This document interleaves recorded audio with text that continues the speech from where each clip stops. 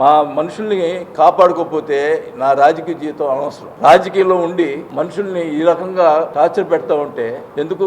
దేనికైనా సిద్ధం. నేను ఒకటి చెప్తున్నా, జనార్దన్ నిన్ను చూసి భయపడేవాడు ఎవరు లేడు. నువ్వేదో కేసులు పెట్టించిన నేను చేయడం, నువ్వేం చేసేది చేసుకో. నేను ప్రజల తరపున నిలబడతా, ఇక్కడ దేనికైనా ఉంటా, చూసుకుందాం. దేనికైనా సిద్ధమే.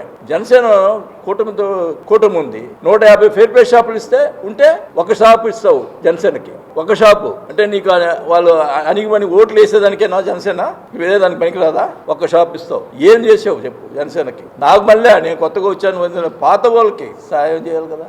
ఎవరు ఒక నటం పెట్టుకొని రాజకీయం చేస్తున్నావు తప్పితే జనసేనకి ఏం చేసి ఇక్కడ కాదు. జిల్లాలో ఉన్నటువంటి చాలా మంది జనసేన వాళ్ళు చాలా కార్యకర్తలు చాలా ఇబ్బంది పడుతూ ఉన్నారు. చాలా అన్యాయం, వాళ్ళు ఓట్లు వేసి అన్యాయం పెట్టారు. వాళ్ళందరూ కూడా నేను అండగా ఉంటా. నేను ప్రతి కాన్స్టిట్యున్సీకి జరిగేటటువంటి ప్రతి విషయం నేను ఓపెన్ అవుతా. నేను ఊరుకోను. ఎందుకంటే దానికి ఓర్పు నశించింది.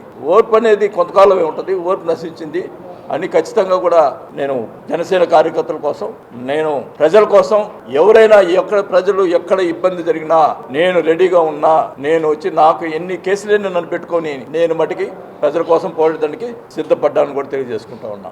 మా మనస్సు ఎంత బాధ వేసింది. మా అబ్బాయి ఏం చేయకపోయినా ఎట్లా సృష్టించారు, రకరకాలుగా సృష్టించారు. ప్రజలు నమ్మారు. అదే నా బాధ.